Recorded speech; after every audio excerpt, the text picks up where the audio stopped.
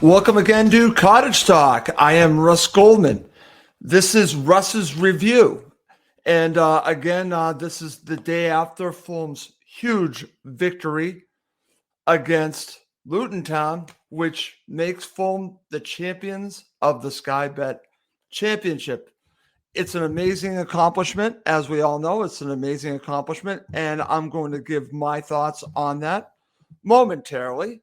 But again, I just want to thank everyone who has subscribed. I want to mention one more time to please subscribe to Cottage Talk on YouTube. It's just a great way for everyone to see us. And again, we're going to be posting more and more videos on YouTube. So please subscribe to Cottage Talk on YouTube. We go live on YouTube. So it's a great way to get alerts that we are going live. So thank you, everyone that's subscribed. And if you haven't, please do subscribe to the show. Okay. So what's interesting about this is that for the match yesterday, I was working. I'm obviously here in the U.S., and I was not able to watch this live. I got alerts on my phone, and I was getting frustrated because I wasn't able to watch the match live. But I certainly was enjoying what I was seeing in my alerts because Fulham won this match 7-0. I'm going to go through it, and it's quite the achievement, quite a way to win the league. I was disappointed that they had not won it earlier, but why not do it in front of Craven Cottage with all the Fulham supporters the way they did it? It was truly special. It's something that I'm sure people will never forget. So in a way, it worked out great. And after I got home from work, I watched the match back, and I think I've watched it, 3 times now. So that just tells you how crazy I've been with watching this match, which I think has just been incredible. So just happy to talk about this, not for a long period of time. And I'm sorry we have not been able to do more shows. And I'm also sorry that we haven't been able to do some of these live after matches. I'm going to correct that for next season. I'm making big plans, and I'll talk about that at the end of this podcast of what I'm planning to do for Cottage Talk for next season. I want to make Cottage Talk bigger and better, and I have huge plans for it. And I'm sorry it hasn't been that. I'm going to be making some serious changes to that and give you the coverage that you deserve, that the Fulham supporters deserve. We have some great podcasts, Fulhamish, Fulham Focus. Again, there are some wonderful podcasts out there. Friends of Fulham do an excellent podcast, the Fofcast. There's so many great shows. So is this one. I plan on making it better, and I have some great people who will be joining me. I want to mention, and I'll mention this at the end of the show, we will be doing a season review, and I'm going to get a lot of people to help me out with that. But I wanted to do this solo. I've been just itching to talk about this match. So I'm going to do it right now. Let's start here. Let's talk about the atmosphere at Craven Cottage. Now, again, I'm not there, but I can see and hear the atmosphere. And a little tidbit, because I have BB Sound's app on my phone. So on my way home from work, I listened to the pre-match on BBC London. And the noise I heard from Craven Cottage is like something I don't think I've heard at Craven Cottage before. And again, it was an incredible noise, incredible build-up. It took me to about the first minute into the match, and then they cut off the coverage. But I could just tell this was going to be special. And then, of course, I watched the match itself, and the atmosphere was unbelievable. And Sammy James actually did a podcast for Fulham Mission. He talked about this. I'm going to talk about this as well. Talk about the marketing team at Fulham, because the scarves, what a nice touch. In fact, I would do this each and every week if they could afford it.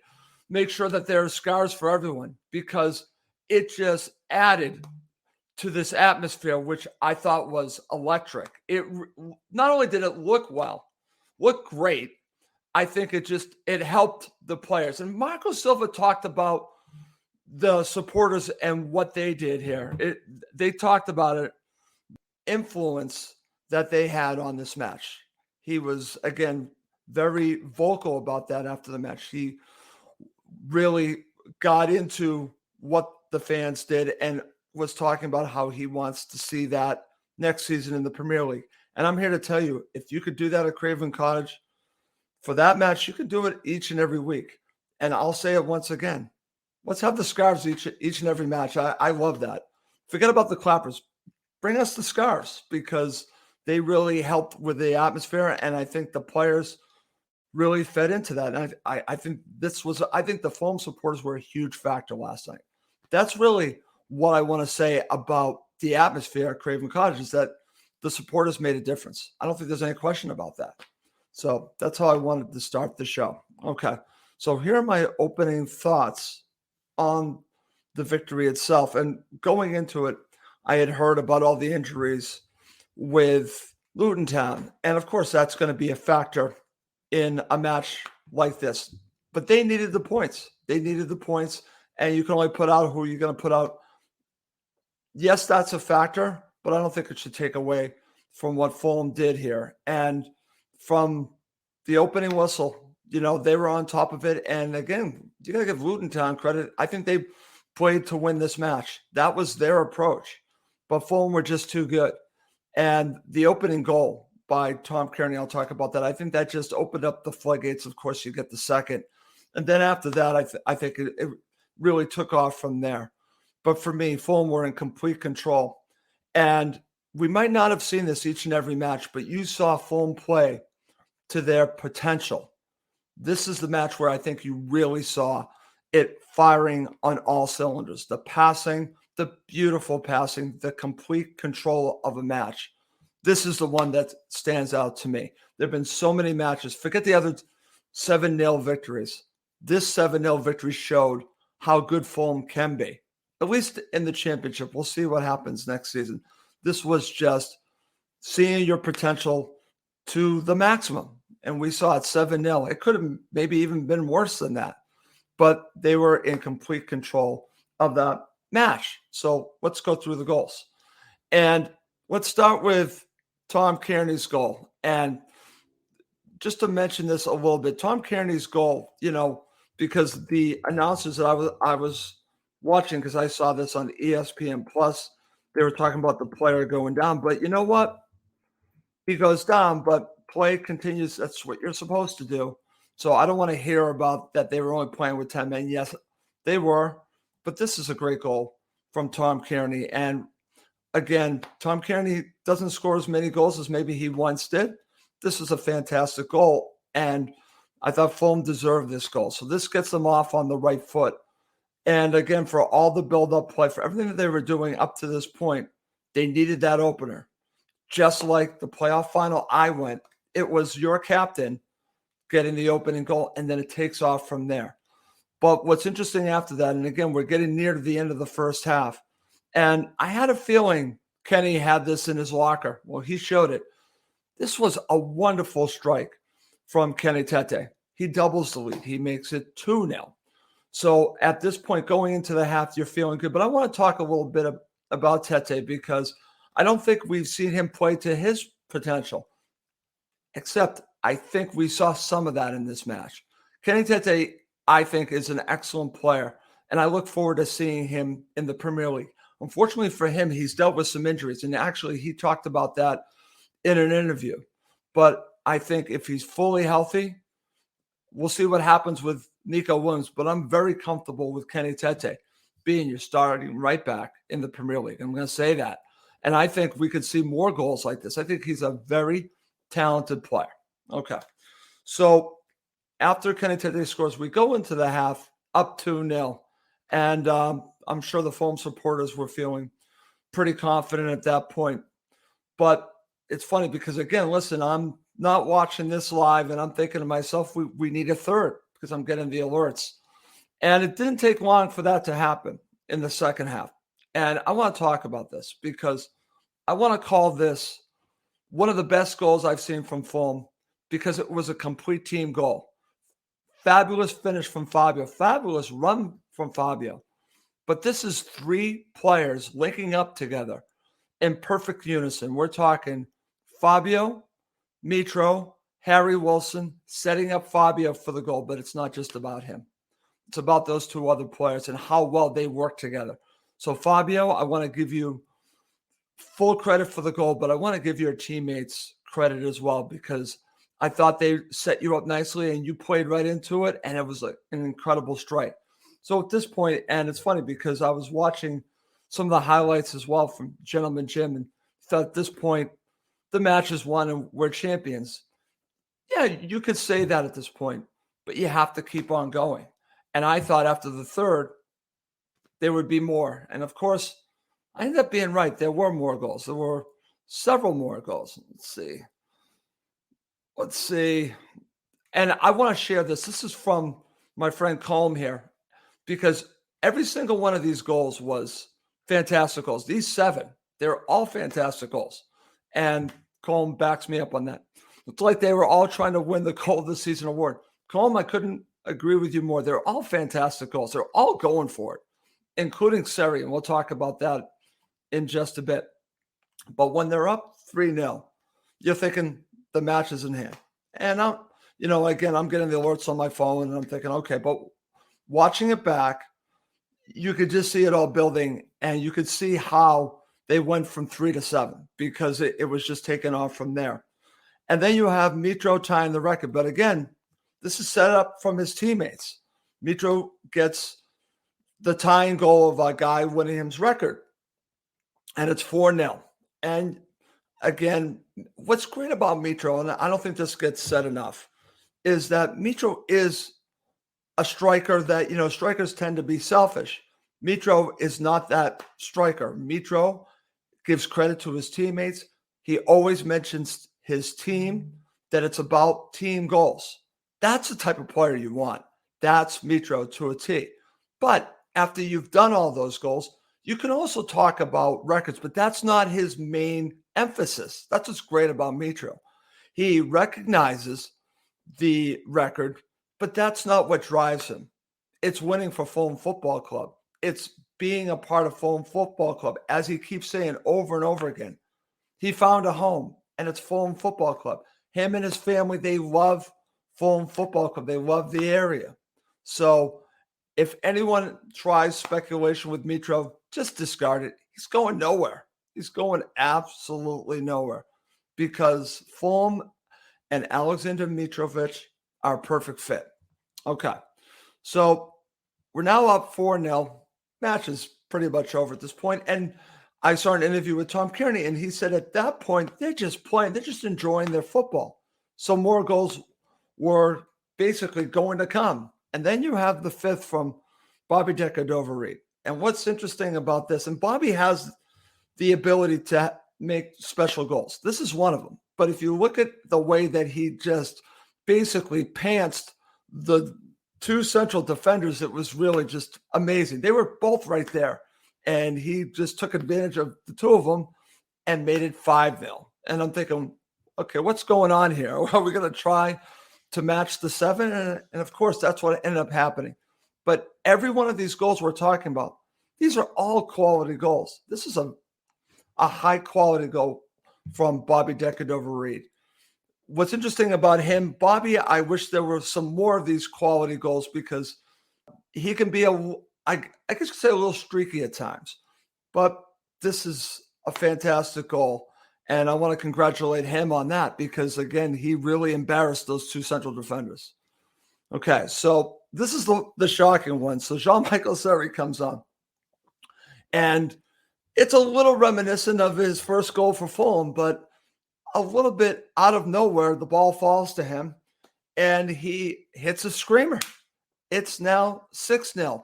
And what's fun about this, and anyone that's watched this, and you could certainly watch the highlights of this, if you're at Craven Cottage, you saw this live, the players actually picked him up and basically celebrated with him. And that was amazing, because I think it's pretty obvious how important this was for Jean-Michel Seri, and the players know that. And of course, Jean-Michel Seri goes over to the coaching staff and either shakes their hand or hugs them. Did it with Boa, did it with another coach, and of course did it with Marco Silva.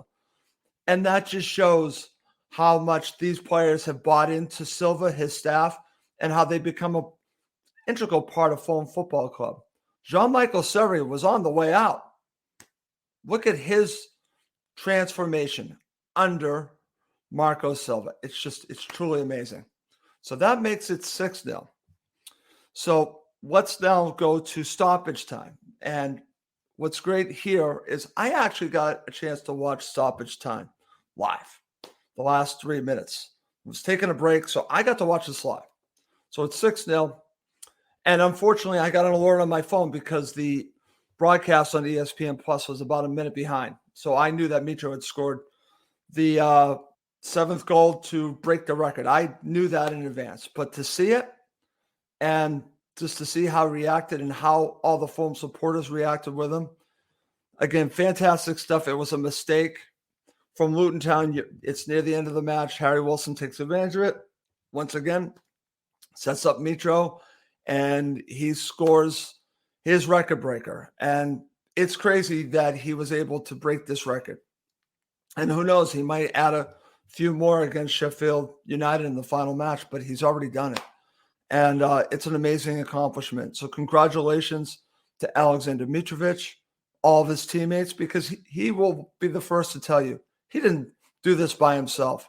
His teammates played a huge role of him breaking this record. But again, that's not what's important to him.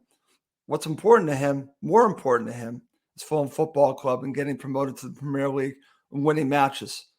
And that's why he's not just a striker who scores goals. He's a striker that wins games because he's a team striker. I don't know if that's a phrase, but I'm making it now. Team striker, because that's what he is. It's like we have a couple comments. Let's see what else we got. Let's see what Steve Reynolds has to say. Luton were intimidated by the support. Flying home now and back for Sheffield United. Glad for Seri. Yep, Steve, I'm glad for Seri too. And maybe that was the case. And that just shows that the support Fulham gave, I'm talking about the fans, gave the players. Maybe Luton Town were a little bit intimidated by that. And we can do that. The Fulham supporters can do that each and every week.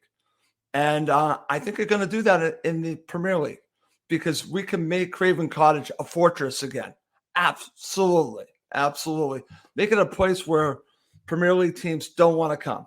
All right, let's see. Okay, so this is also from my friend Colm here. If we get a penalty against Sheffield United, will Mitrovic give Harrison Reed the ball? I hope so. That's actually a great take there, Colm. You know what? Harrison Reed deserves a goal. I like that. I hope that gets out there, that if there is a penalty, let Harrison Reed take it. Let him score a goal. I like that very much. Okay, we got some more comments.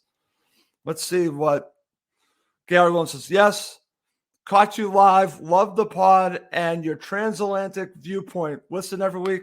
Keep it up. Thank you, Gary. I really appreciate that. Let's see what Eddie Middlebrook says. Who are we rooting for today? Cherries or Forest?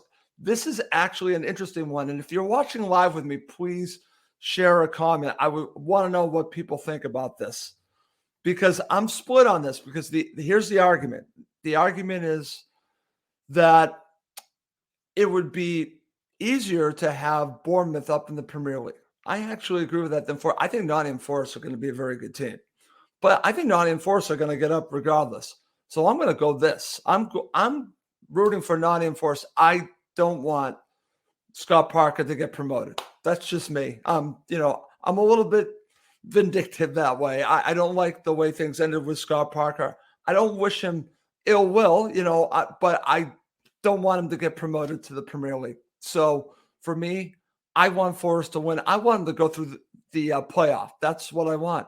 So we'll see what happens. But yes, I am actually rooting for Nottingham Forest.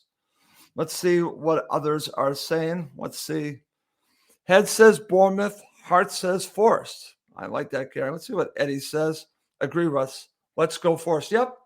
I'm about Forest right now. I'm totally about Nottingham Forest. Very impressed with them, by the way.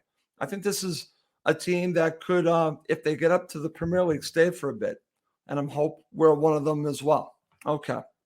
Great stuff. Thank you, everyone, for your comments. And again, if you want to keep sharing comments, I'm not going to go much longer, but I just wanted to do a show. I desperately wanted to do a show. And but we're also going to have like a season-ending show. And I want to get a lot of people on that, but I just wanted to do when I was just really itching to do a show, so I thought I would do it myself. Okay. So before we end the show, and I'm going to mention what is going to be happening with Cottage Talk moving forward. But coming up next, I'm going to talk about who I want to give credit to besides the players and what's going to be happening next season on Cottage Talk. Okay, we're back to end the show. So let's start here. Again, obviously, we're going to give credit to the players. They deserve a lot of credit for everything that's happened this season with Fulham. They've been fantastic. And they deserve all the credit in the world for everything that they've done. But there are others that I think we need to give credit to. So let's start with Marco Silva. Marco Silva is the reason why, one of the major reasons why I feel Fulham are going to stay in the Premier League long term. Now, is that one season, 2 seasons? I think it's going to be more than one season. Obviously, I don't think they're going to come straight back. I think they're going to be the sustainable club that they want to be. So is it going to be 2, 3, 4, 5? I hope so. I really do. And I think if that happens, Marco Silva is going to have a great deal to do with that. So I want to give him full credit because I think he has transformed Fulham Football Club. It's not just entertaining, but he's made the players so much better. He's brought their potential out of them. He's maximized their potential. One of the faults I had against Scott Parker last season is I don't think the players were playing to their potential. Marco Silva has gotten the most out of so many of these players. Listen, we can go down the line. You could even say Mitro. You could talk about Tim Ream, Seri, Neeskens, Cabano. The list goes on and on and on of these players that have improved under Marco Silva. Him and his staff, Boa, and the rest of the staff, they deserve so much credit. So I wanted to start there, give full credit to Marco Silva. Then I want to go to the owner because I truly believe to be successful in sports, you need some elements. You need elements to work together. I think you need in football, I could be wrong. This is just my theory. You need a goal scorer. You need a striker. Fulham have that. You need a coach, Marco Silva. They have that. You also need an owner that's willing to not just spend money, but also give you everything that you need to succeed. And Shah Khan has done that. We're obviously getting ready for the new Riverside stand. He's put money into the club. He's tried to put people in the right positions to succeed. And I'm talking about, obviously, the hire of Marco Silva, and what they have done has just been incredible because I truly believe the hiring of Silva wasn't done by Tony. It was done by Shahid. So he deserves full credit for that. And he's willing to put his money where his mouth is. He's putting his money back into Fulham Football Club. We see how much money he has put in. It's been a huge amount. And there are owners that don't do this, that don't put their money in. He's not one of them. He actually has put a lot of money in the Fulham Football Club. Mohammed Al Fayed did as well. But Shahid Khan definitely has. He deserves credit for giving Fulham the tools to succeed. Now it's up to them to take it to the next level back in the Premier League. Finally, I do have to do this, and this could be controversial with some people, but I am going to give full credit to Tony Khan. Okay, Tony deserves credit. His name really hasn't been talked much this season because there really hasn't been much negativity to really talk about.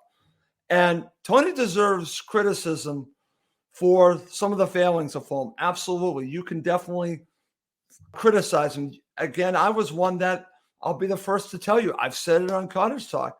I thought that he should have stepped aside last season because he could concentrate on his other ventures. And once you've had another relegation, I thought it was time to see if someone else could take the reins. But to Tony's credit, and the people that work under Tony, because it's not just him, there's a team that works under Tony, have built this side to a team that can not just win automatic promotion, win a championship, and hopefully stay in the Premier League. I can criticize him when he obviously has done badly. And I think it's, again, people that have criticized him in the past, yes, you should criticize him. But I'm one that will also give praise when it's deserved. He deserves praise. He's a part of this success story this season, along with his father, along with Marco, along with the coaching staff, everyone. Don't forget, Tony's a part of this as well. And again, you might not like me saying that. You might think I'm biased because we're both Americans. It has nothing to do with it. It has absolutely nothing to do with it. He's been on my show. Absolutely nothing to do with it because I've called them out. I will criticize him when it's warranted, but I will also praise him when he deserves it. He deserves it right now. And there's a great article on The Athletic that I highly recommend everyone reading by, I believe his name's Daniel Taylor. Read. It's all about Tony. Tony talks about some really interesting stuff. And he mentions that basically Mitro was getting ready to leave. Mitro wanted to leave, and they convinced him to stay. And I think Marco Silva and Tony probably had something to do with that in the end. But again, he talks about that Mitro actually wanted to leave. And he also talks about the situation with Fabio Carvalho. There's a lot of good information in there in that article. I highly recommend you doing it. But I would just want people to think about this. The next time you think about Tony, because again, he's a polarizing figure. He deserves criticism when it's warranted, but I don't see any reason why we can't give him praise when it's deserved. It's deserved today. Former champions, he's a part of that. Okay. So that's going to do that for talking about Fulham Football Club. But before we go, I just want to mention this. What is next for Cottage Talk? So this has been a challenging season. I have changed jobs a couple of times. Not easy. And I want to thank everyone for your patience because I have not been able to do the shows the way that I want to do them. I like to do a preview show, a full-time show, a post-match show, and maybe even another show during the week. Well, I am going to work hard for next season in the Premier League for Fulham to do just that, to do many shows a week, including I'm planning a special show each and every week, a roundtable wrap-up show of the Premier League. So it's not just it's going to be about Fulham. It's going to be about the Premier League. I think I want to talk about the league in general once a week. So we're going to do many shows. We're going to have many videos. I'm going to upgrade the video content that we have. I'm going to be learning how to edit videos because I really have not edited any videos yet. So I'm going to be doing that. There's a lot of stuff I'm going to be adding to Cottage Talk moving forward. And I just want to thank everyone for sticking with us. It's been a challenging season. And I have some great people that work with me, and they're going to continue to work with me. And we're going to give you the best content we can back in the Premier League. I promise everyone right now that you're going to see a marked improvement to the content you see on Cottage Talk. And just bear with us until next season, but we're going to bring it to you. Trust me on that. I'm going to bring it to you, and my co-hosts are going to bring it to you. Okay. Before we go, we have a couple comments. Let's see what else we got. Let's see. This is what Neil has to share. So, Neil, I'm going to share this. I give Tony some credit, but winning the championship with money is one thing. I'll withhold some judgment until we stay up in the Prem for at least one season. Getting Silva was a real win for Tony and Mr. Khan. Thank you for your comment there. Neil, I very much appreciate that. Let's see what else we have here. This is from Gary Williams. Not sure if it's been said earlier, but Marcus swashbuckling will score more than we let in style. Will need to be toned down for next season against tougher opponents. Is he able to compromise? Gary, it's a great point. We're going to have to see. You know what made me think that he is able to compromise? I know it was just a cup match, but the cup match against Man City, I thought he compromised a little bit there. I thought you saw a way Fulham could play against some of the bigger sides. So maybe that was a preview of what we are going to see next season in the Premier League. Well, listen, This has been great to do. I'm so glad I was able to do a show today. I want to thank everyone that's watched live. And one last time, please do subscribe on YouTube. If you haven't already, we definitely want people to subscribe on the YouTube channel. It just helps others find us. So please do subscribe to Cottage Talk on YouTube. You also get alerts on the show. Okay. Well, that's going to do it for this episode of Cottage Talk. I'm Russ Goldman. Thank you as always for watching and listening to Cottage Talk.